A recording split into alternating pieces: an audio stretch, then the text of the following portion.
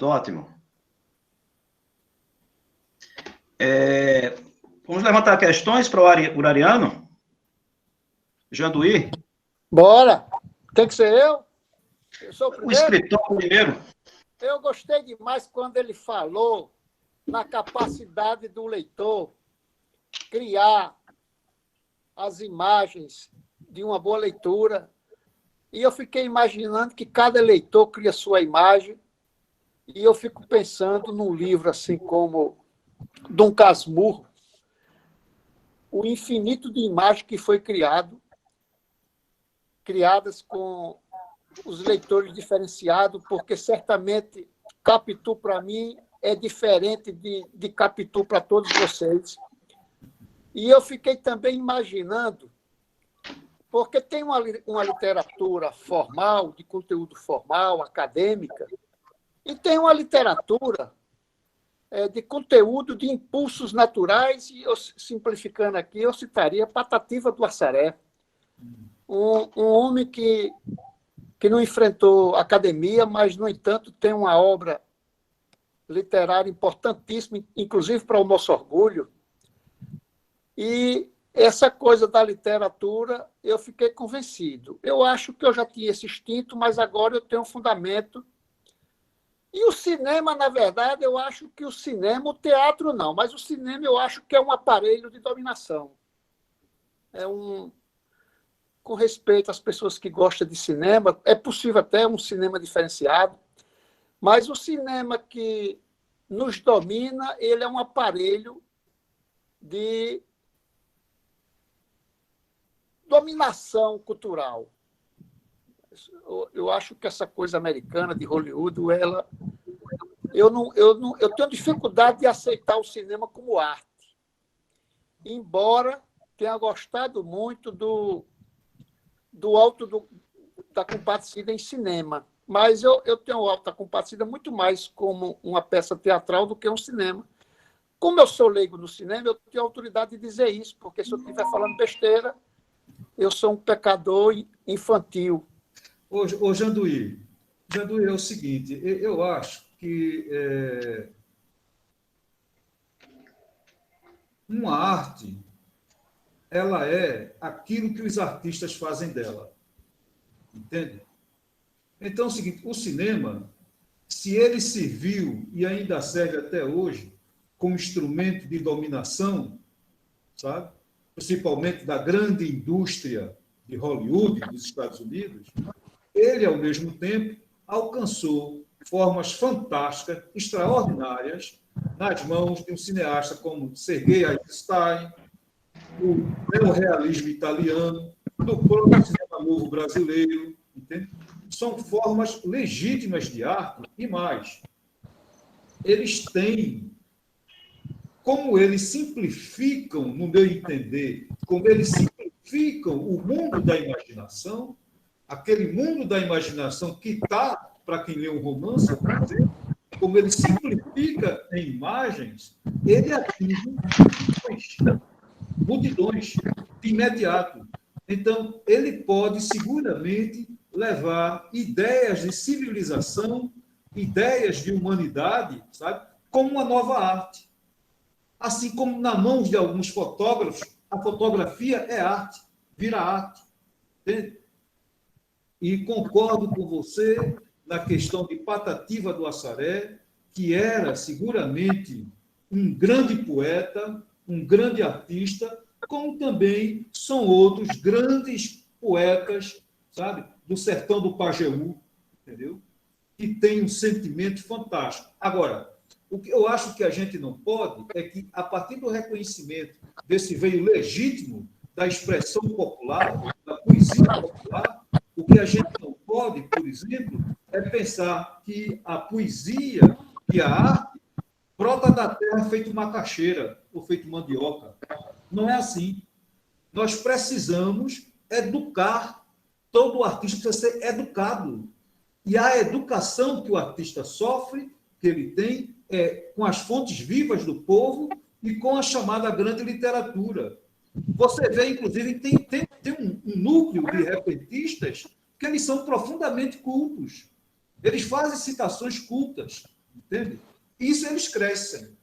Então você diz, mas fulano, determinado artista, era analfabeto. Mas existem formas de cultura que não se transmite somente pela linha impressa. Ele ouvia arte desde a infância. Desde a infância ele ouve arte, ele cultiva a arte, ele vê. Então, é aquilo que Paulo Freire dizia. A gente aprende a ler o mundo, não somente nos livros, mas fora dos livros. Agora, o ideal é ver as duas coisas e se educar pelos livros. Porque se um artista é bom, com o talento dele nas fontes do povo, quando ele se educar, ele será muito superior, será melhor, muito melhor, entende? É aquele negócio do cara dizer, não, fulano tocava bem, era cego, coisa e tal. Pô, se ele tocando cego era bom, imagina ele com as duas vistas. Não tinha para ninguém, tinha. Tinha não. Então, o talento, nosso talento tem que ser educado. As pessoas pensam que o cara ser talentoso, basta ter talento. Não é assim, não. Se você não ler, não trabalhar e não educar o seu talento, você vai ficar no plano. Entendeu? Vai ficar no plano da terra plana. Você tem que ter talento para crescer. Vou dar um exemplo concreto no futebol. Vamos pegar Pelé, por exemplo. Todo mundo vê Pelé como um gênio. E era, de fato, um gênio. Mas ninguém sabe de quanto Pelé se educou e trabalhou para ser esse gênio desde a infância. Desde o pai dele, que dava aula de futebol a ele. Os caras, depoimento dos jogadores do Santos, quando acabava o coletivo, os jogadores se recolhiam, Pelé continuava no campo treinando sozinho. Sozinho. Treinando chute, sabe? Treinando cabeceio, entende? Quer dizer, se você tem o talento e você educa esse talento, sai de baixo, entende? Então, a gente tem que se educar. A gente vê o grande talento de Machado de Assis. Agora, as pessoas esquecem que Machado de Assis foi um homem que fez uma grande autoeducação. Aliás, todo artista que se preza, ele faz uma autoeducação. Entende? As pessoas diziam que estavam acostumadas a ver aquele jovem magrinho atravessando o bar de Niterói, dentro do bar, todo mundo conversando, soltando piada, e aquele jovenzinho o tempo todo lendo. Estudou muito. Não tinha nem o curso primário, mas estudou muito. Entendeu? Estudou muito. Aprendeu francês, latim, grego, sabe? De diferentes lugares, entendeu? Estudou muito, leu muito. E aí a gente volta ao seguinte, se você tem talento, você estuda e trabalha esse talento, não tem para ninguém. Você vai longe. Agora, se você tem aquele talento natural, muito bem. Agora, e não estuda, paciência, né? Perde você e perde a humanidade. É assim que eu vejo. Ronaldo. Bem, nós temos aqui perguntas. Nós temos escrito Xavier e depois temos uma pergunta da Luanda. Isso. A pergunta da Luanda é a seguinte: atualmente, na pandemia, há estes ataques virtuais. Naquela época, ou seja, lá no período da ditadura, onde incide o livro, quais eram os ataques a um debate de literatura situado no campo da esquerda progressista? Então, essa é a pergunta da Luana. Aí, Xavier vai falar agora e após a Poliana. Ok. Então, eu respondo logo a de Luanda e depois a gente entra com o Xavier, tá certo? Pois bem, no tempo da ditadura, esses debates de literatura no seio da esquerda não existiam, não podiam existir, estavam vetados, censurados e proibidos. Nas tentativas que eram feitas, a polícia invadia e levava debaixo de cacete. Ou então, já na fase de que começa a democracia no país, depois da ditadura, o que é que acontece? Eles punham bombas, explodiam. As pessoas não sabem, mas um grande jornal brasileiro, o Pasquim, desapareceu por conta do terrorismo dos fascistas. O que é que acontecia? Eles começaram a explodir as bancas de revistas. O Pasquim era um fenômeno que vendia 100 mil exemplares por semana. 100 mil jornais vendidos por semana. Eles acabaram com o Pasquim. Primeiro, prenderam a redação inteira. Foi presa toda a redação. Segundo, quando saíram da redação, eles continuaram a explodir bombas. E chegaram a ponto de explodir a Ordem dos Advogados do Brasil no Rio de Janeiro. Então, o que é que acontece? Mas havia a discussão literária no campo da esquerda ainda assim. Como se dava? Ela se dava de modo clandestino, ou então em pequenas reuniões de mesa de bar ou em pequenas festas. Principalmente se dava em mesa de bar. Era assim que nós continuávamos o aprendizado, o estudo da literatura. Então, as mesas de bar, do bar A Portuguesa, que era um bar que no Recife funcionava 24 horas por dia, os 7 dias da semana. 24 horas. O garçom dizia, inclusive, o seguinte, um dos garçons dizia para a gente, que o dono da Portuguesa, que era um português, quando aparecia de madrugada, aí ele dizia, sabe o que é? Ele vai dormir, aí sonha que estão roubando ele, aí ele volta.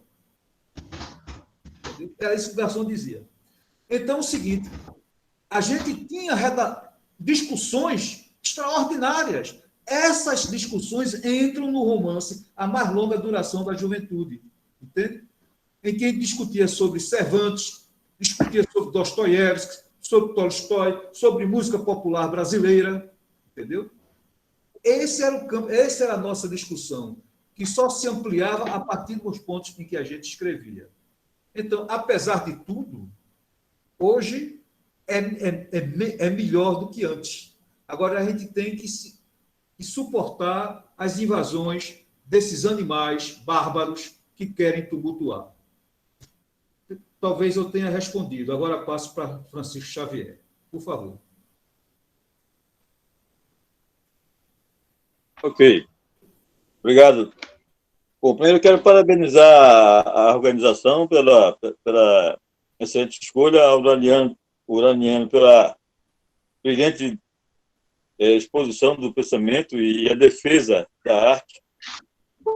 Eu queria saber não, mas provocar uma discussão em dois sentidos. Você falava que o artista, né, precisa desenvolver, ele precisa trabalhar a arte, né, para que ela possa poder dar as respostas que o artista pretende que ela se faça. Né? Fazendo um paralelo com a questão da política, que linhas seriam possíveis ser traçadas hoje para a juventude, a participação da juventude no campo político, de enfrentamento às mazelas impostas pelo capital? Precisam de treinamento, precisam de formação, precisam de inserção maior na vida social do Brasil? Né? E como fazer isso, né, com um movimento artístico, digamos assim, muito midiático, né? Que o paralelo que eu estabeleço é que, neste momento, você, se não está na grande mídia, é como se a arte não existisse. Naquele momento, nós não tínhamos uma grande mídia, mas você tinha um movimento artístico efervescente em todo e qualquer rincão desse país. Como é que você analisa isso, Leoniano? Obrigado. Muito obrigado, Xavier. A primeira coisa é o seguinte, do ponto de vista de formação da juventude, de novos quadros, de novos líderes, que precisa de inserção na luta, eu acho que um caminho natural é o movimento estudantil, sabe? É a UNE. Até porque, se você observar, grandes políticos brasileiros foram quadros formados pela UNE, tanto em Pernambuco quanto na Paraíba, sabe? Em todo o Brasil. Eles vieram da UNE. A UNE é tradicionalmente uma organização de formação de cabeças pensantes, de lideranças, entende? Então, a juventude ela deve entrar justamente nesses lugares onde se discute. É através desses lugares que eles vão ter discussão política e cultural.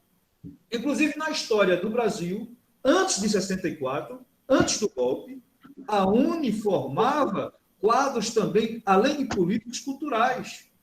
Por exemplo, houve artistas que passaram pela UNE, como o Carlinhos Lira, sabe? O próprio Vandré, tinha relações ótimas com a Uni, está entendendo? O Sérgio Ricardo, entende? Então, repare só, um artista cearense que passou por aqui, por Pernambuco, que era o José Wilker, né? Ele entrou em instituições que eram ligadas à UNE, que é o Movimento de Cultura Popular em Pernambuco. Entende? Muito bem. Agora, você tem razão quando fala, Xavier, de que a arte hoje ela está submetida à sua divulgação à grande mídia. E de tal maneira que se julga que se sua arte não atinge a grande mídia, você não fez a arte, você não é artista. Mas, no entanto, nós não podemos ficar à espera de que a grande mídia faça esse chamado. Nós também somos mídia. O que nós estamos fazendo agora, neste momento, é mídia também. E é uma mídia justa. E o que é que acontece? Quando você escreve, quando você pinta, quando você desenha, quando você divulga nas redes sociais, isso também é mídia. Isso também, você está utilizando isso a favor da sua arte. E é assim que fazemos. E eu digo a você com franqueza, um romance, a literatura, um poeta, ele não pode, de maneira nenhuma, pensar o seguinte: eu vou escrever um poema para sair na Globo. Não é assim, não é assim. Você vai fazer um poema por sua necessidade pessoal, íntima. E depois, que apareça ou não apareça, você tem que fazer o seu papel, cumprir o seu papel, escrever, dar vazão ao seu sentimento, à sua alma. Faça isso. E o resto virá depois. Entendeu? O resto virá, como diz a Bíblia, o resto virá por acréscimo. Então, nós fazemos mídia agora, nós fazemos mídia quando eu escrevo um texto e publico, por exemplo, no Vermelho, no Brasil 247, no Luiz Nassif Online, no Jornal Tornado, entendeu? Isso também é utilizar a mídia. E, no meu caso, o que é que acontece? Como eu não posso, por exemplo, escrever um romance para publicar no Vermelho, entendeu? Eu não posso, um artigo, mandar um romance. É impossível. Então, eu procuro intervir na realidade dos nossos dias com as ferramentas de escritor. Eu utilizo na mídia minhas ferramentas de escritor. Que ferramentas são estas? É de dar uma versão à realidade, uma visão da realidade que o jornalista normalmente não dá, obedecido àquela pauta burra que obedece a 5 perguntas: quem, o quê, quando, sabe? Aquelas 5 perguntas do jornalismo americano: who, tá? Was, tá? Where, when, entende? Aquelas perguntas. Não. A gente utiliza o jornalismo e continua a ser escritor. É um escritor utilizando o jornalismo. E só assim o nosso texto ganha força, ganha potência. Porque a gente está cansado do mais ou menos, sabe? Xavier, tu sabe. A gente está cansado, todos nós estamos cansados do mais ou menos, do morno. É melhor o nada do que o morno, do que o mais ou menos. Está entendendo? Ou você ama de fato ou ama de mentira. Ou não ama. Entendeu? Ou você faz ou deixa de fazer. Está entendendo? Mas fazer o mais ou menos, fazer o pode ser talvez, não. Então, a gente, quando escreve, intervém na realidade com as ferramentas que você tem, com a instrução que você tem, entendeu? Então, eu posso perfeitamente falar sobre um assunto que eu vi hoje em Olinda, a partir de um conto, a partir de uma observação de Leão Tolstói, tranquilamente, entendeu? E eu não vou, seguramente, quando faço um texto jornalístico, não vou apequenar o texto. Eu quero escrever da melhor forma possível, sempre, falando de assuntos reais. E nisso a gente está utilizando a literatura. Com você, Ivan. Ok. Estão inscritos agora. Poliana fala agora e após Gilmar. Ok.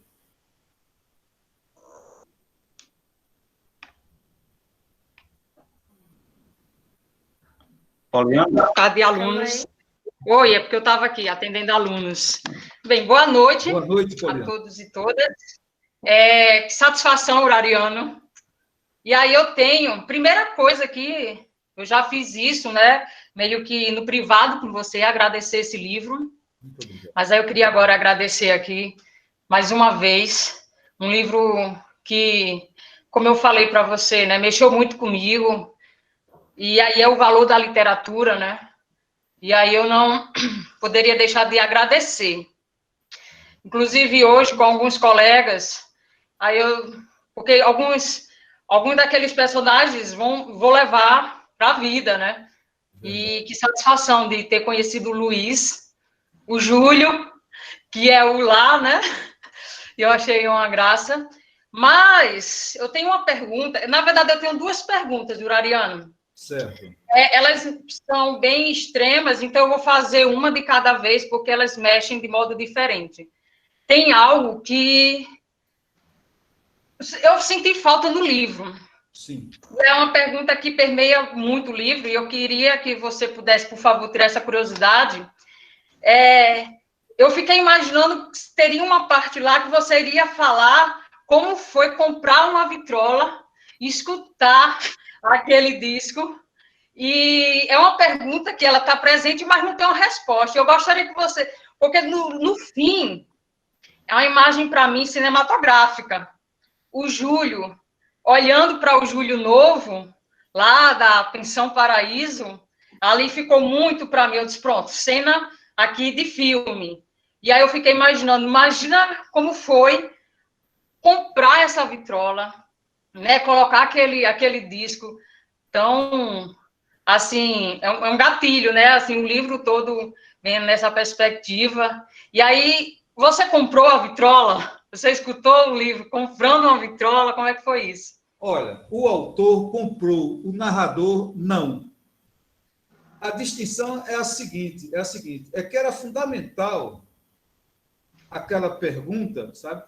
Que mostrava ao mesmo tempo a necessidade da arte e as condições materiais terríveis, de pobreza terríveis. Entendeu?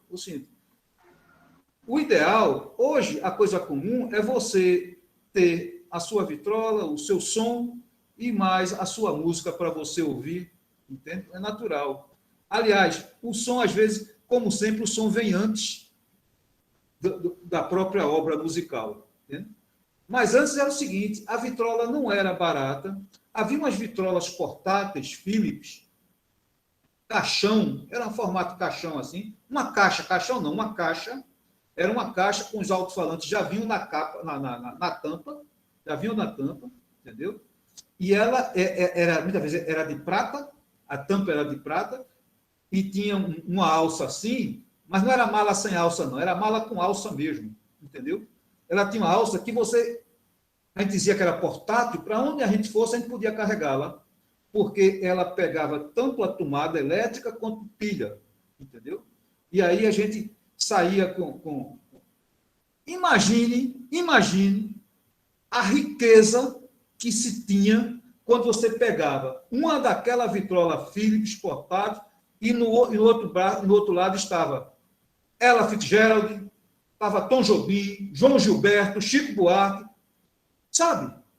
Podiam passar os carros mais magníficos do universo. Você estava com seu carro, andando de ônibus, até chegar a um lugar onde você botava ela e começava a ouvir os discos. Está entendendo? Então, eu comprei essa vitrola. Agora, antes de comprá-la, eu tive emprestada. Era um bem tão difícil, sabe? Que eu peguei, a primeira vez, eu peguei a vitrola emprestada. O cara me deu emprestado, o amigo me deu, com uma cara, sabe? Com a cara forçado, total. Como quem diz, não deixe de devolver. Não, se eu devolvo, é só 2 dias. Em 2 dias eu devolvo. Oxente, é comigo mesmo. Agora, esses 2 dias eu utilizei, foram 48 horas. Entendeu? Foram 48 horas, o tempo todo ouvindo. E o interessante, eu peguei dessa época um vício que, sem querer, eu transmiti aos meus filhos, que é o seguinte: eu, quando gosto muito de uma música, eu escuto a música ao infinito. Ao infinito. Fico repetindo. Eu lembro que numa daquelas festas que a gente foi à Beira-Mar, em Pau Amarelo, com os amigos, na época da ditadura, a gente foi para uma serenata. E depois, quando a gente veio do mar, era uma casa de um conhecido nosso, coisa e tal, tinha um terracinho assim e tinha uma vitrola. E estava lá o compacto de Paulinho da Viola, chamado Foi um Rio que Passou em Minha Vida. Eu fui até de manhã ouvindo Foi um Rio que Passou em Minha Vida. Era o braço assim, né? O braço terminava e voltava. Eu já fazia no automático, voltava. E não enchia. E, sinceramente, até hoje não encheu de ouvir Foi um Rio que Passou em Minha Vida, de tão bom que é. Então, no romance, era fundamental aquilo assim, daquela pergunta: como é que você vai escutar Ella Fitzgerald sem ter uma vitrola? Essa pergunta, ela estava suspensa, sabe? Como uma espada de Damocles, assim, sobre a cabeça nossa, assim, sabe? Estava suspensa. Porque, tanto em ciência quanto em arte, sabe? Saber perguntar, sabe? Muitas vezes é mais difícil do que responder. Entende? As perguntas são... Eu não digo a pergunta certa, porque tem uma conotação americana de fazer a coisa... Não é isso, não. É de fazer uma boa pergunta, às vezes, é mais difícil do que a resposta. Entende? E, seguramente, em arte, eu aprendi também que você faz a pergunta e responde se puder. Ou se quiser. Entendeu? Porque a coisa é o seguinte, há coisas em que a pergunta é maior do que a possível resposta. Olha que coisa boba ia ficar. Eu comprei a vitrola. Oxi, matou a graça. Matou a graça. Eu comprei a vitrola. Não. Como é que você vai escutar Ella Fitzgerald sem ter vitrola? Mas no dia que eu tiver, eu já tenho Ella Fitzgerald. Entendeu?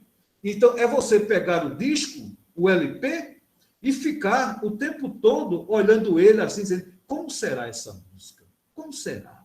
Aí ia na contracapa: como é essa contracapa? Como é? Tinha aqui discos, ficava ali no cruzamento da Avenida Guararapes com a Rua da Aurora, quase ao lado do Cinema São Luís, entendeu? Então, na Arquidisco, eu ouvi só uma vez Ella Fitzgerald. Eu ouvi e estou impaciente. Eu quero, não quis nem ouvir o resto. Quero isso, vou levar. Não quero nem ouvir o resto. E aí eu ficava com o disco sem ter a vitrola. Agora, a outra coisa que tem, que está no bojo da sua primeira pergunta, é próximo do fim, né, em que o narrador encontra o que ele era nos anos 70 e procura ter um diálogo, entendeu? É uma coisa assim... Eu sinceramente, às vezes eu penso também que o romancista ele deve ter seguramente algo de esquizofrênico, que é o seguinte, é de falar em vozes diferentes, sabe? De falar em vozes diferentes, se dividir, entendeu? Então, são pessoas praticamente diferentes em dois momentos, mantendo o diálogo entre si, com o que era e com o que é, com o que era e com o que é. Entende? Pronto, essa foi a primeira parte. E a segunda?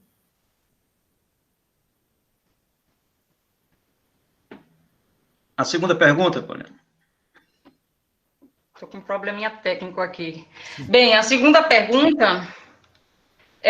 tem uma parte lá no livro que me emocionou muito, muito, assim, eu fiquei pensando, mexeu com o meu corpo, a parte que o narrador lá, né, o Júlio, ele vai trabalhar e o chefe lá dele tá tripudiando da morte, né, dos amigos, né, de pessoas que ele amava muito, e ter que se segurar diante de uma situação daquela, de pessoas que estão ali, não sei, possivelmente pelo jeito do Júlio, né, desconfiando e querendo que eles se denunciassem. E aí eu fico me perguntando, uma pessoa, pegando esse tipo de gente, que são pessoas que o Júlio convivia, né, e pensando ao mesmo tempo, dentro da mesma lógica, já que está lá a Soledade nesse momento, numa figura como o Cabo Anselmo. E aí eu pergunto para você, porque eu fiquei, poxa, dá para sentir a indignação, né, do Júlio, mas para você, Urariano, assim, o que te faz, como lidar com essa situação? porque seja uma figura como o Cabo Anselmo, admirado por muitos, né, nesse contexto que nós estamos vivendo, e desde aquela época, muitos admiradores continuam, ou pessoas como aquelas que consideravam esse grupo, né, de pessoas que estavam lutando por uma nova realidade, terroristas. Seja essa figura mais distante, mas é distante para mim, que historicamente eu não tive nenhuma convivência com essa pessoa de perto, como você teve, né? É porque eu tenho essa, assim, é confuso aqui, né? O Júlio e o Urariano. Mas você é bem mais perto para você a presença desse indivíduo do que para mim, que é a distância histórica e a distância afetiva. Então, como lidar com isso? Eu sei quando você viu lá no Roda Viva, assim, a raiva, né, e toda a emoção. E aí eu pergunto isso para uma pessoa que é profundamente apaixonada, né, assim, que é uma pessoa que toda a página está lá expressando a sua paixão, uma pessoa muito, assim, que se emociona muito e, de fato, se apaixona, seja por causas, seja por coxas, mas, assim, pelo menos lá no livro, e aí eu fico nessa questão. Como você, como pessoa, lida com isso? Seja com esse passado, dessas pessoas que você conviveu, que olhava para vocês como terroristas, seja para uma pessoa que como falar, seja como uma pessoa como o Cabo Anselmo, que teve esse impacto na vida de pessoas como você, né, por lidar com aquelas pessoas e por ter conhecido. Então, essa figura mais distante e essas outras figuras que talvez, do jeito que você consegue ainda encontrar, né, encontra pessoas daquela época, de companheiros de luta, mas também encontra essas pessoas, eu imagino, né, essas pessoas que desde aquela época se colocavam como pessoas de bem. Não sei se ficou clara a pergunta, mas é porque foi um momento que me angustiou muito. Aquele momento, o Júlio lá chorando, segurando as lágrimas, aquilo dali foi muito impactante. Ok, nós temos inscritos Gilmar e Janduí. Eu proponho que na fala do Janduí, quem desejar fazer alguma intervenção, perguntar algum acréscimo, peça inscrição, e em seguida nós encerrarmos, porque essa quarta foi de muita emoção, digamos assim, né? Bom, então, Urariano, por favor. O negócio é o seguinte, eu acho que a primeira coisa é a seguinte.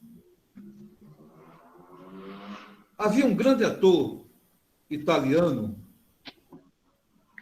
ator e diretor, Vittorio De Sica, que ele dizia o seguinte, que o ruim da vida é que não tem ensaio, você já entra valendo. Diferente de um filme, de uma peça de teatro, tem ensaio e depois tem ação. Mas na vida não tem ensaio, entendeu? Então, a gente passa por situações para as quais seguramente não está preparado. Ninguém está. Por exemplo, é um dado concreto da vida, a morte.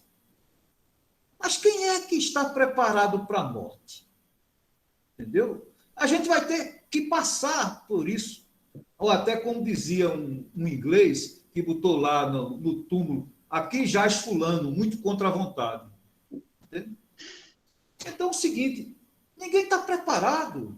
Então, essas situações da ditadura que a gente passou, ninguém estava preparado. De você ter conversado com pessoas uma noite e uma semana depois aparece o retrato dele estampado nos jornais como terrorista morto, trocando tiros com a polícia. Entendeu? Choque! Que diabo é isso? E aí você segue para o seu trabalho e chega lá no trabalho, os caras vêm, um cara vem, abre diante de você a manchete. Na época havia máquina de datilografia, não era computador, era máquina de datilografia, e você está se fazendo de alheio, mergulhando em datilografar requisições, coisa e tal, o cara vem e empurra a manchete debaixo do seu nariz. E aí? Como é que é? Aí pega o retrato de Soledad, a puta era até bonitinha, como há pouco invadiu um desses caras aí. A puta era até bonitinha. Olha aí os terroristas, você. Eram terroristas ou não eram? Rapaz, sinceramente, sabe? É aquela situação que eu comparo mal, digamos assim, de Pedro, quando nega Cristo 3 vezes. Então é o seguinte, aí você sente aquela situação de você negar o que você tem de mais caro em você, sabe? Que é a solidariedade, a fraternidade. Entendeu? Como é que se nega isso? Como é que se vai negar? E como é que vai também, do outro lado, você se autoacusar, se denunciar, num clima de terror? Então, essa é uma situação, sinceramente, que ninguém está preparado. A única coisa que a gente pode estar preparado é estudar muito, trabalhar muito para expressar, para escrever sobre essas situações das quais a gente não está preparado. A gente não está preparado. Ninguém está. Agora, você tem que trabalhar e estudar, tentar fazer e reescrever, até conseguir a expressão daquilo e expressar aquilo para uma pessoa que não esteve presente, mas se torna presente. Essa é, seguramente, sabe, a grandeza da arte. A grandeza da arte, o que é que ela faz? Ela desperta a empatia. Ela torna a pessoa visível diante de você, o personagem visível, entende? Então você vê determinado... Você sente aquela situação que eu já vi em Crime e Castigo, quando o Raskolnikov mata uma usurária e depois vai matar a segunda. Porra! Eu ficava assim com as mãos tremendo assim. Não vai matar, ele não vai matar. Não é possível uma coisa dessa. E ele vai e mata a segunda. Entendeu? Quer dizer, aquilo é a expressão da arte que traz para você um acontecimento do século XIX e você está vendo no século XXI. Aí passa também pela Ilíada, passa pela Odisseia, e você se sente maravilhado com aquela narração. Entendeu? Então, é isso. A arte, ela recria isso. Agora, uma curiosidade para vocês é o seguinte. Eu nunca estive com Cabo Anselmo durante a ditadura. Para minha sorte, senão tinha me lascado. Entendeu? Para minha sorte. Entendeu? Mas eu estive e vivi com pessoas a quem ele entregou e assassinou. É aquele negócio. Eu nunca vi o Cabo Anselmo, mas eu conheço ele pelos rastros de mortes e traições que ele deixa ao longo da vida. Ele é um cínico. Recentemente ele entrou com um pedido da anistia, ou primeira vez foi negado, e agora entrou com outro pedido. Foi negado. Entendeu? O cara fez o que fez e acha que tem direito à anistia, porque se viu perseguido. Perseguido por quem, cara pálida? Ele viveu muito bem, obrigado. É isso. Talvez eu tenha respondido. Ok, Urariano, nós temos os 2 últimos inscritos e eu faço uma última pergunta. Nós temos Gilmar, depois Janduí e, finalmente, a minha pergunta para finalizar. Mais 3. Gilmar, por favor. Boa noite a todos, boa noite. É um prazer estar aqui com vocês e ouvindo lá no começo da fala, até no bate-papos, né, e depois a fala sobre que Janduí falou, etc. São José do Egito teve um bar Savoy, que foi o bar de João Macambira, né? Ali nos anos 70 para 80 até 90, um bar que ficava por trás lá de casa, e onde circulava Lorival Batista, João Patriota, Cancão, Zé Marculino, entre outros tantos, né? E foi lá que você falava no começo aí da questão da educação, né? Meu campo de pesquisa é educação através das artes, através da acessibilidade, e foi onde eu dei meus primeiros passos na educação do sensível, né? Essa educação da intuição, da percepção, etc. Então, eu transito na literatura como poeta, e assim, eu gostaria que você falasse de algo que eu penso, que eu estudo, etc., E nós, da literatura, nós torcemos a linguagem. Nós quebramos a lógica da linguagem, né? Dizia um poeta lá de São José do Egito, Zé Pequeno, em um soneto, O Ser Poeta, que o poeta vê 1000 curvas numa estrada reta, né? E isso recentemente eu escrevi um livro dentro de 3 meses chamado Coração Português, com 100 sonetos. E esses 100 sonetos eu falo de Portugal, da literatura, do fado, do mar, sem eu conhecer Portugal. Então, eu gostaria que você falasse quais são as estratégias que você usa na sua literatura para torcer a linguagem, para transformar uma linguagem direta, onde a intuição, a percepção do leitor vai tentar desvelar que essas curvas que estão dentro da linguagem direta, né? Essa coisa da ordem do invisível, de dizer o indizível, que eu acho que está bem no campo da literatura. É mais ou menos isso que eu gostaria que você falasse sobre quais são as estratégias para trazer o indizível, o invisível, quebrar a lógica da linguagem, né? Desvelar, para melhor dizer. Muito obrigado, Gilmar. Urariano, você prefere que Janduí faça a questão dele, ou eu vou responder a de Gilmar e depois a de Janduí? Eu prefiro responder logo a de Gilmar, porque senão eu perco Tá bem, tá o bem. fio da coisa. É o seguinte, eu vou procurar ser breve também. É o seguinte, Gilmar. Eu uma vez fui não para o lançamento, mas para um festival de literatura em Ouro Preto, e depois estavam lá 3 pessoas. A Gramont, que na época era editora, né, da Bertrand Brasil. E aí o seguinte, depois da palestra não, do bate-papo, veio um rapaz, seguramente um jovem escritor, perguntando a mim que conselhos eu dava a ele para ele escrever livro, prosa, para ele escrever conto e romance. Eu disse a ele com toda sinceridade, como falaria Ariano Suassuna, com sinceridade da alma, eu disse para ele, olha, leia poesia. Ele parou assim, sabe? Oxente, poesia? Não estou falando de prosa. Eu digo, pois é. A prosa se alimenta da poesia. Sabe? A prosa não é aquele negócio que se alimenta só de prosa. Ela se alimenta de prosa e de poesia. E a poesia, particularmente, ela dá para a gente uma visão, sabe, que nós não tínhamos antes de determinados fenômenos, de determinados assuntos. Entendeu? Quando Manuel Bandeira fala, e por sinal, agora no dia 13 foi aniversário da morte dele, quando Manuel Bandeira fala que o porquinho da Índia foi minha primeira namorada, ele quebra completamente você, derruba você ali, sabe? Aquele porquinho da Índia, que a gente chama de preá, né?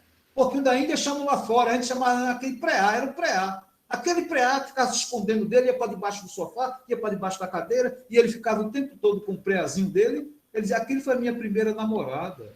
Aquilo quebra, sabe? Quando ele fala em outro poema, sabe? Aquele verso maravilhoso. A vida inteira que podia ter sido e que não foi. Esse verso fica você para toda a sua vida, sabe? A sua vida. Então é isso. A leitura da poesia, a leitura do poeta, ele fala para você de uma maneira que você aprende a ver a realidade de outra maneira. Agora, na estratégia que você... Eu achei arretado você usar essa palavra, estratégia.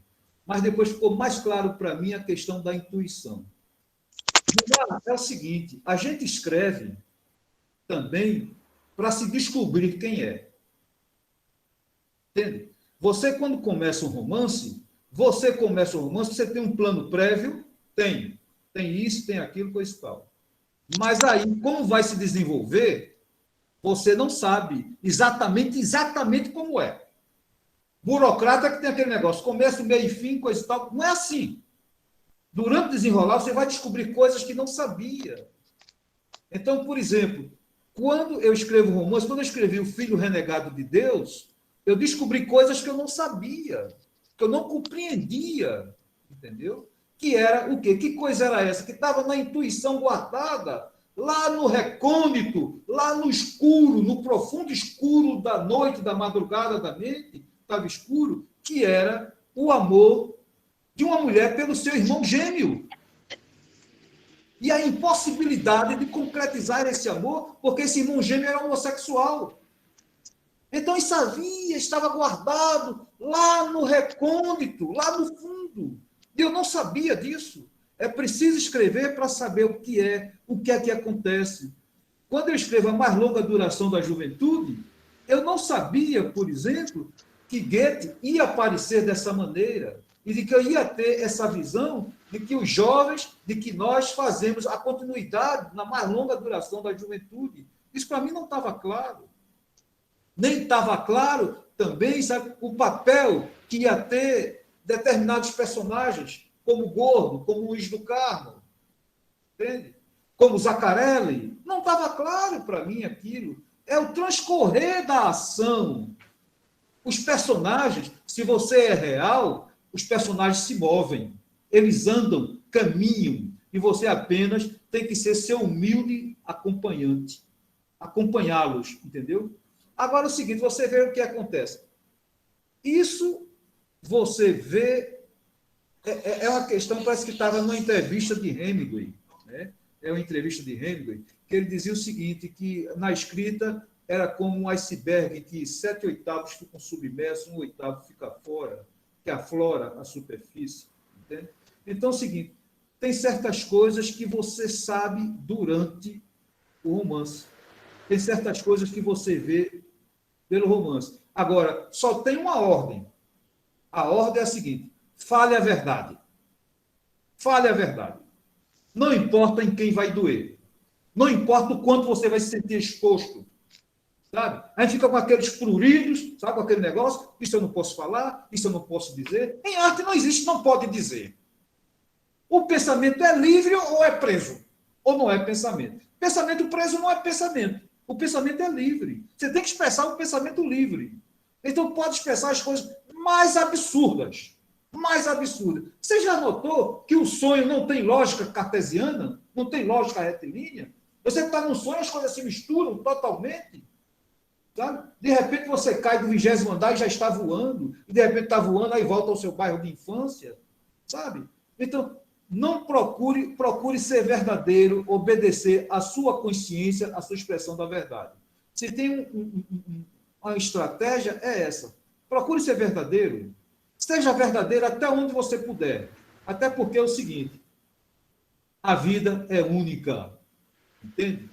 E nós vamos fazer da vida aquilo que a gente faz escrevendo, entendeu? Essa é a expressão maior. E por isso, como dizia muito bem Lima Barreto, eu acho lindo isso, para mim é um dos heróis da literatura brasileira, Lima Barreto, quando ele diz, pela literatura eu queimei todos os meus navios. Eu acho isso lindo, sabe? Pela literatura eu queimei os meus navios. É isso. Ok. Janduí? Bom, parabenizar por Ariano, prazer. Essa coisa da literatura e da poesia como elemento de transformação, de elevação de uma sociedade, eu não tenho dúvida. Os hebreus descobriram que, através da poesia e da literatura, o aprendizado era mais eficiente. Isso está presente no Antigo Testamento, nos Salmos. Os Salmos eram lições que os hebreus descobriram para que as pessoas compreendessem. Era uma época muito religiosa. Há quem diga que eles introduziram o cântico nas orações. Há quem diga que o aboio era uma oração hebraica que influenciou os cânticos gregorianos. E o professor, o palestrante aí, jornalista, escritor, tem razão que uma das saídas da sociedade é a leitura de romances e de poesia. Penso que se o povo e os jovens lessem mais literatura, a violência caía, porque a gente encontra mais violência em ambientes de pessoas que não têm acesso à leitura do que em ambientes de pessoas que têm acesso à leitura. Mas eu queria fazer a pergunta, porque com a internet agora, tem um elemento legal. Por exemplo, os clássicos dos poetas consagrados eu li quase todos. E na minha opinião, o grande gigante da poesia brasileira é Manuel Bandeira. Eu acho que próximo dele, Mário Quintana. E me parece que Manuel Bandeira não tem a consagração pernambucana que Câmara Cascudo tem aqui em Natal. E Manuel Bandeira é muito maior do que Câmara Cascudo. Aquele poema, Profundamente, Lindo. é algo assim. Jaduí, se você tivesse que escolher um poema para dizer que era seu, eu escolheria Profundamente Manuel Bandeira. E eu queria que o professor, aí, na experiência das rodas intelectuais dele, como é que Manuel Bandeira é tratado e como é que ele vê Manuel Bandeira na importância da poesia brasileira. Olha, seguramente é o seguinte, na grande poesia brasileira, Manuel Bandeira, para mim, é o maior poeta brasileiro também, confesso com você. E o seguinte, ele era um homem de uma grande erudição, tá? disfarçado nos seus versos simples, entre aspas. E que as pessoas não sabem que ser simples é muito difícil. Entende? É muito difícil. Você, para ser simples, você tem que depurar, tem que decantar, sabe? Aquele negócio, quando ele diz, aquele verso, quando ele diz, um dia eu vi uma moça nuinha tomando banho em pelo. Fiquei parado, o coração batendo. Aí ele diz, foi meu primeiro alumbramento. Que palavra própria, no lugar certo. Foi meu primeiro alumbramento. Entende? Então, eu concordo que realmente... Agora, eu acho, sinceramente, você tem razão, é o seguinte, pernambucano, às vezes, ou quase sempre, ou sempre, é uma espécie de Narciso às avessas, para usar uma expressão de outro pernambucano, Nelson Rodrigues. Nelson Rodrigues dizia que o brasileiro, às vezes, era um Narciso às avessas. Okay? Ele olhava para o espelho e cuspia na imagem.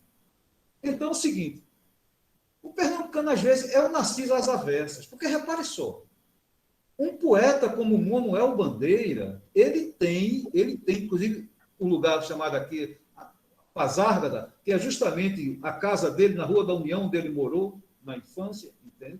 Mas não é utilizado, reverenciado, divulgado na medida da sua grandeza. Entende? E nós temos outros exemplos. Vou dar um exemplo para você. Na sociologia, Gilberto Freire, apesar de conservador, entendeu? Teve um grande avanço em Casa Grande e Senzala, entendeu? Ora, se Gilberto Freire fosse baiano, ele já tinha virado papa. Entendeu? Era o papa, entendeu? Agora só, nós temos realmente essa espécie de as avessas, entendeu? É um negócio estúpido. E nós somos uma terra, particularmente, tem grandes poetas e grandes pintores. Tá? Nós temos grandes pintores. E eles não têm, sabe, a altura, o respeito à altura que eles devem ter. Entendeu? Isso lembra até uma historinha contada por um grande pintor daqui, Gil Vicente. Gil disse o seguinte, que um filho de dono de engenho queria estudar pintura, e aí porque queria estudar pintura, foi para o Rio de Janeiro, aí escondido do pai dele, entrou na Escola de Belas Artes e estava estudando engenharia. Estou estudando engenharia. Porque doutor tinha que ser engenheiro, médico ou advogado. Tinha que estudar, aí entrou na Escola de Belas Artes. Quando voltou, finalmente voltou a pintar. E o pai dele sempre desmerecendo ele. Se você tivesse feito medicina, tivesse feito engenharia, estava em outra coisa. Aí um dia ele disse, agora eu vou pegar papai. Aí chegou no café da manhã e disse a ele, pai, você está lembrado daquele quadro que o senhor me viu pintando? Sim, o que é que tem? O que é que tem? Aquele quadro eu vendi por 100 mil reais. Ele pensou que derrubava o pai. O pai olhou para ele e disse, e você não tem vergonha de estar enganando o povo dessa maneira, não? tem salvação. Não tem salvação, nem aí. Mas é isso. Ivonaldo, é com você. Ariano, para finalizar, enfim, queria uma consideração sua sobre o seguinte. Olhando a sua obra, que é uma obra já consolidada, apanhando desde os corações futuristas até chegar agora a longa duração da juventude, quando eu li O Renegado de Deus, eu vi uma coisa muito interessante, que foi alguém dizer assim, aqui está consolidado um estilo. O Renegado de Deus consolida um estilo. A pergunta que eu faço, a primeira, assim, você, o escritor, o narrador, olhando em retrospecto, qual o fio que une esses livros? Corações Futuristas, Renegado de Deus, Soledad no Recife e A Mais Longa Duração na Juventude. O que há de fio ali e em que momento o Ariano terá se afastado? Quais foram as rupturas de um livro ao outro? Enfim, o que há de convergência entre os livros e de afastamento.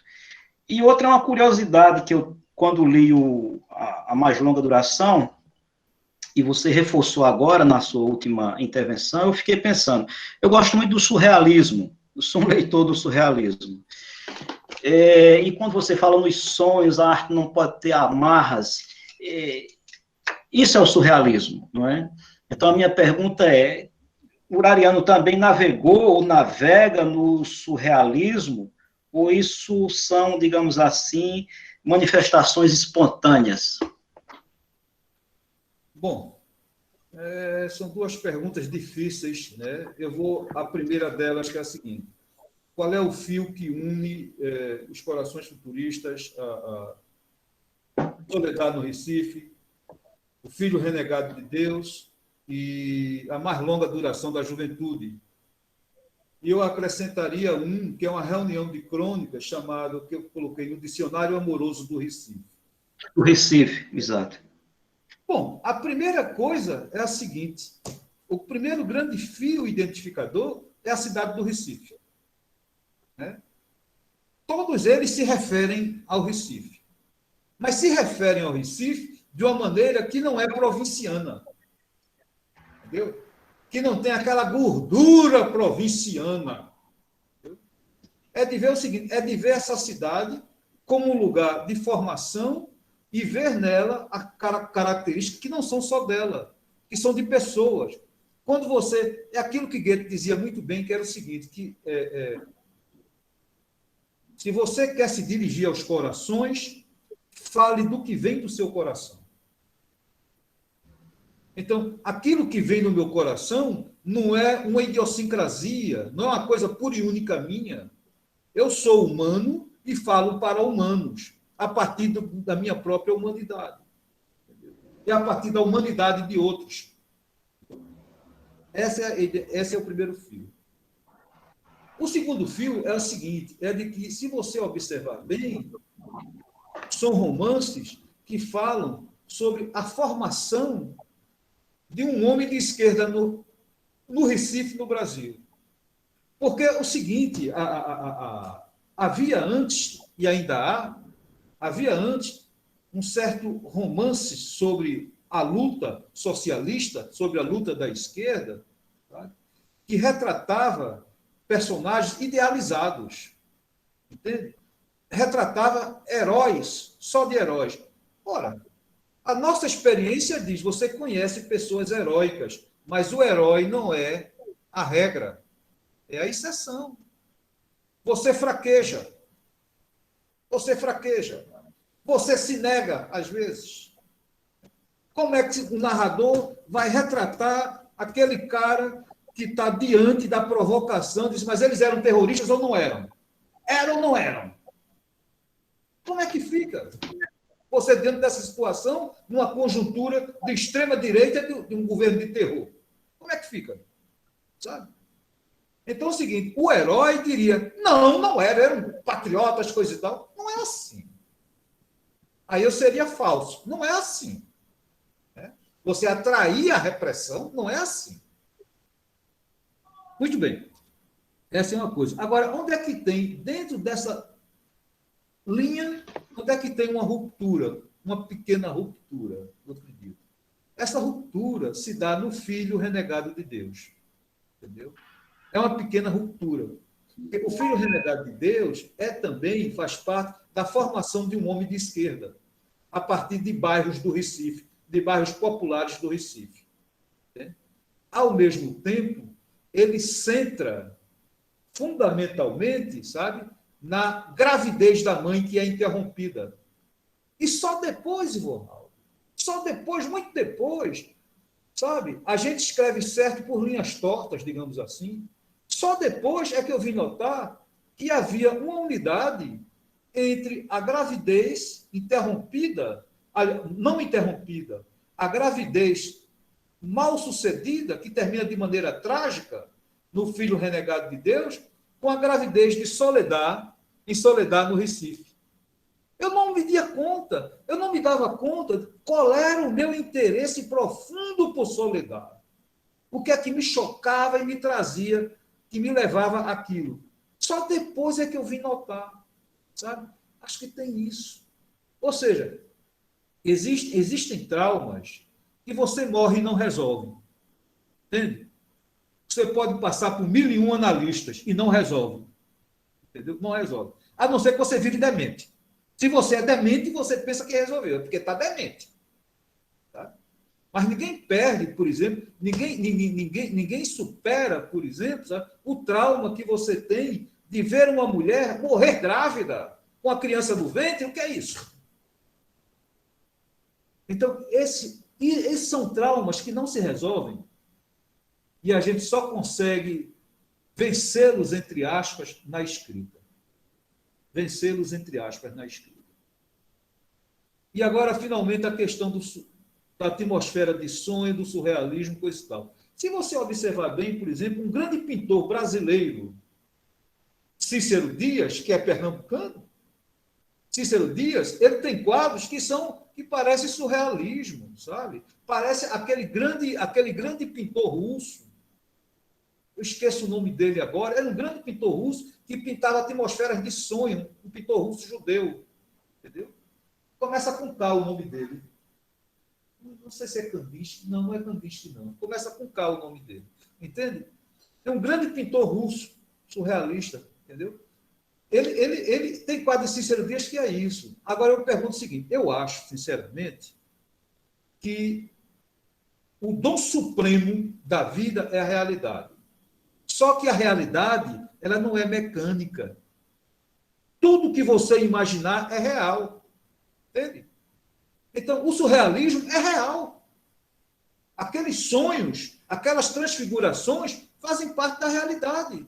Porque quem não tem, muitas vezes, caminhando, sabe? Você tem umas sacadas, uns quase delírios assim, entendeu? Eu estou caminhando pelo Recife e eu digo muitas vezes, olhando em algumas ruas que não tem asfalto, que ainda tem paralelepípedos, entende? Eu vejo aqui, isso é a história da cidade, essa história fala. Esses caminhos, eles vêm do século XVI. Esses caminhos falam ainda. Então é o seguinte, você seguramente, você tem visões, tem alucinações que fazem parte do real. E aí as pessoas procuram mudar, sabe?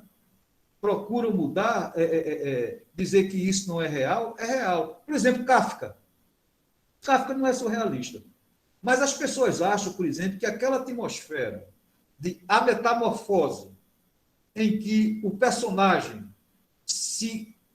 que acorda transformado num inseto, a pessoa diz, isso é um absurdo, sabe? Isso é a literatura absurda. Mas não é, não. Sabe o que é aquilo? Kafka desenvolve a partir dali para mostrar como a família age com os seus excluídos. Aquele homem passa a ser excluído no seio da família. Sabe quando eu notei que Kafka era profundamente realista? Quando eu estava na casa de um amigo meu de infância e que ele tinha um irmão que tem síndrome de Down. Sabe o que a família fazia com esse irmão dele? Escondia ele das visitas. Às vezes ele passava assim, e gerava um constrangimento, sabe?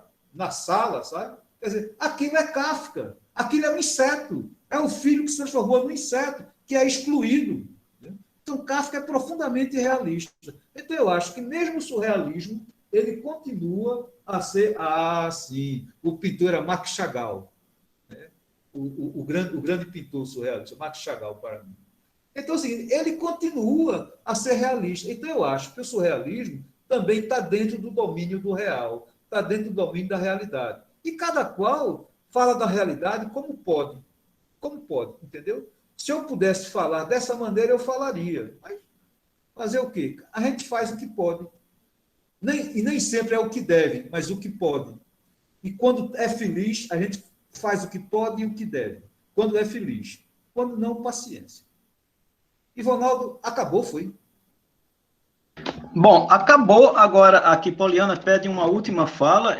Bom, essa live estava prevista para demorar 1 hora, mas aconteceu aquele imprevisto, a invasão. Nós estamos às 10:50, não era suposto isso.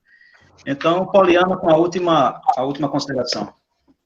Olha, com relação ao horário, depois de ter lido esse livro, de ver pessoas que bebiam até o outro dia sem descansar, então, né, o Ariano tem uma energia aí que eu, nossa, esse pessoal. Uma coisa que me chamou a atenção com relação a essa sua última fala, né, com relação aos traumas que a gente não consegue resolver, e que é a contribuição da literatura. Né? Assim, a literatura nos organiza, e aí mexe com as nossas emoções, e aquilo que não é perceptível, ela traz para esse terreno da percepção e nos compreendermos. E, como eu já falei assim para você, né, esse livro fez isso comigo, assim, resolveu problemas, e quando você se encontra no olhar de uma outra pessoa, você não se sente só. Isso daí é fantástico. Talvez fossem problemas à parte, né, que aí eu falei para o Ariano, na página 21, e aquela página, para mim, na verdade, não só aquela página, tá? Para não diminuir o livro todo, assim, é fantástico, mas a página 21 eu vou levar comigo para a vida, né? A experiência com a morte, né? Lidar com a surpresa da morte, esse não lugar, essa falta de referência. Então, aquilo dali melhorou, assim, a minha vida, e eu agradeço muito ao Ariano. E que coisa fantástica, porque assim, nós vivemos numa época, e talvez não seja algo próprio da nossa época, do narcisismo, mas que me chamou muita atenção o narrador, a figura do Júlio, que pessoa maravilhosa, humilde, porque geralmente as pessoas escondem seus defeitos, escondem, né, se apresenta como pessoas mais admiráveis. E isso eu percebi, agradeço muito, né? Aquela parte, que tem uma parte do diálogo que ele está lá todo empolgado, depois de uma noite acordado, falando da negra, que negra bonita. Quando eu li aquela frase, eu disse, nossa, essa toada aqui foi racista. E logo em seguida vem um gordo chamando assim, a atenção sobre isso, que eu disse, nossa, que homem fantástico de colocar um narrador que não tem medo de se colocar como uma pessoa que está em aprendizado, né? E que também, não só com relação a si, mas aos outros. O Vargas, lá naquele momento que eles estão conversando, e que o Vargas diz, nossa, que carinha chato, meio arrogante, mas humaniza, e isso é o papel fundamental da literatura. Quando você não tem esse lado maniqueísta, né? Você humaniza e apresentando as pessoas de modo que você se enxerga nessas pessoas. E, por fim, eu já falei isso para a Ivonaldo, é um objetivo, quando as coisas melhorarem aí nesse contexto, eu quero muito ir lá no Bar do Peneda, lá tomar um ali, e quem sabe discutir literatura, né, lá em Olinda, porque eu me apaixonei. São lugares ali, e alguns lugares, aquele lugar para mim é muito caro, aquele diálogo com o Luiz, né, e o Luiz questionando essa questão do quem é que lia, né? Quem é que admirava, e eu imagino que isso deve ser uma inquietação para todo escritor, né? Deve ter em algum momento que a pessoa se angustia, e será que realmente isso daqui toca? O Luiz me tocou indiretamente, muito, muito mesmo. Para mim também faz sentido a literatura e a sensibilidade dele. O Júlio, todo o livro. Então, você me tocou muito. Quando você fala que só tem condição de tocar outro coração, quando escreve com o coração, você escreve com o coração. Eu agradeço muito a leitura desse livro. Quero aproveitar aqui e agradecer a Ivonaldo, que sempre fica mandando, né? E quando eu li O Renegado de Deus, eu disse, nossa, isso daqui é Camus, Ivonaldo, isso daqui é o Estrangeiro.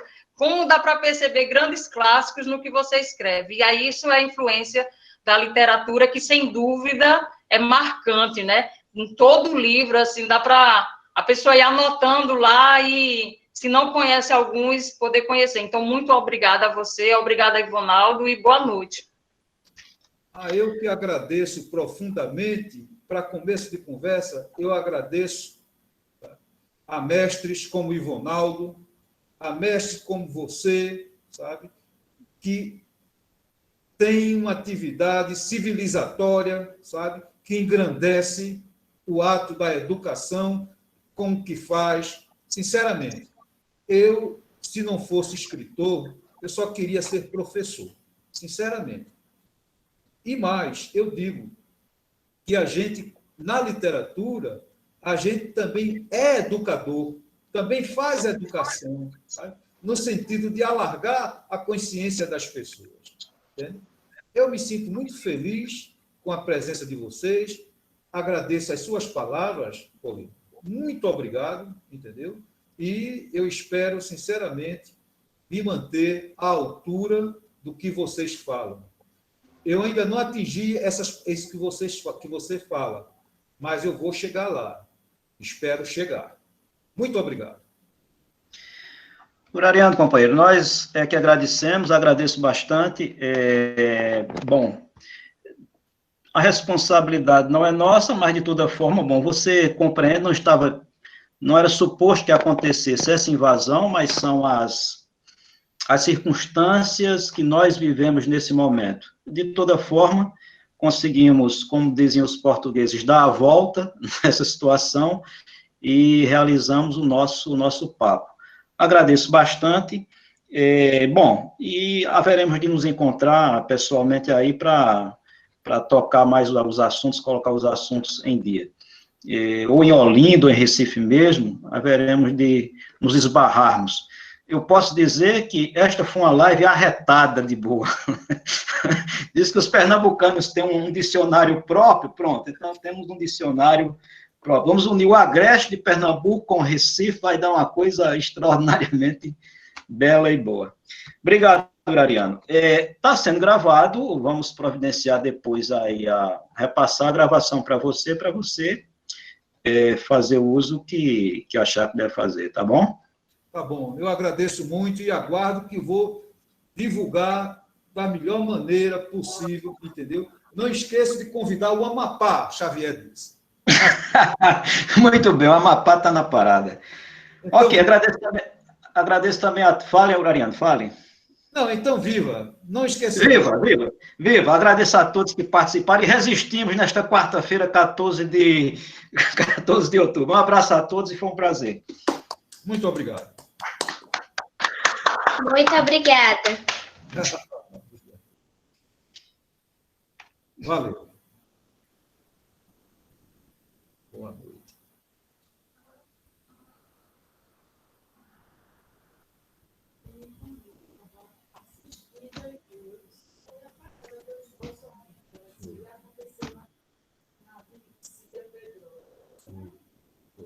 Aí eu disse, está acontecendo, ele